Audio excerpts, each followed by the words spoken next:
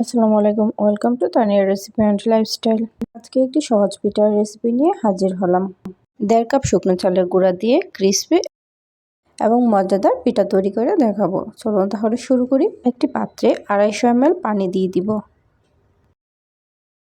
এবং সামান্য একটু লবণ। এখন একটি ঢাকনা দিয়ে দিব। পানিটা যখন ফুটে উঠবে তার মধ্যে দিয়ে দিব 1.5 কাপ পরিমাণ শুকনো চালের গুঁড়ো।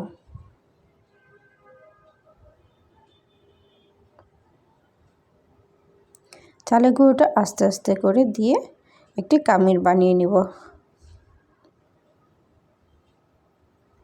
5 মিনিটের জন্য একটি ঢাকনা দিয়ে দমে রেখে দেব।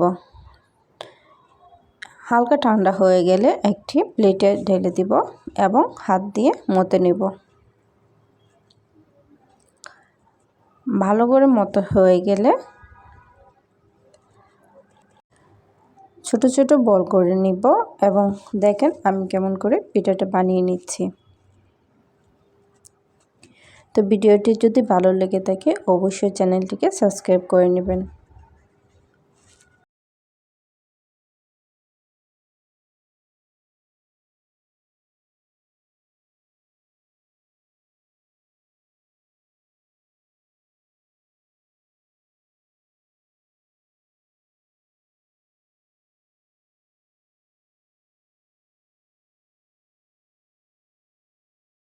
পিঠাটা প্রায় রেডি।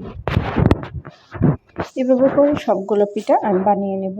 আপনাদের সুবিধার্থে আরেকটি পিঠা আমি বানিয়ে দেখাচ্ছি কেমন করে বানাতে হয়। পিঠাটা বানানো একদম ইজি, যে কেউ বানাতে পারবে।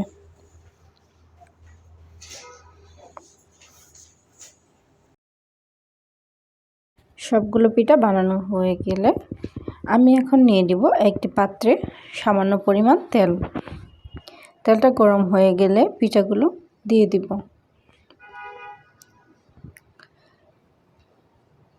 পিঠাগুলো ভালো করে ভেজে নিব। এক পিঠ হয়ে গেলে অন্য পিঠ উল্টিয়ে দিব।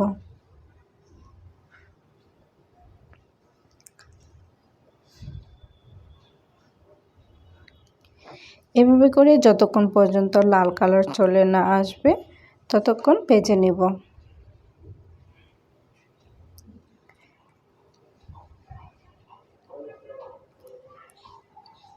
পিঠাগুলো প্রায় হয়ে গিয়েছে।